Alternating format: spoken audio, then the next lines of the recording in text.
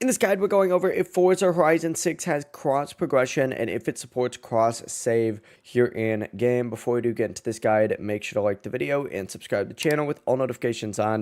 It really does help the channel and it lets us know that you want more content like this. We'd greatly appreciate it. And if at any point throughout this guide you did have any questions, just ask them down in the comment section below and we can help you out further. I'm going to be doing my best to reply to every single comment down there. But to answer your question quickly, yes, Forza Horizon 6 actually does have cross progression, meaning that your, save data will carry over automatically, no matter what device you're on, whether it's PC and console, as long as you're using the same account. For example, if you play on PC and then later switch to Xbox and continue, you'll actually have the exact same progress made. Your cars will save. Your credits and your game progress will also stay synced through the cloud save. Sometimes even when switching devices, the game may ask you if you want to use local save data or cloud save data. In most cases, if you're trying to just continue through here, you're going to want to stay on that cloud data since it'll have your most recent progress. So yes, it does actually support cross save, and it'll let you go ahead and continue playing the game across supported devices.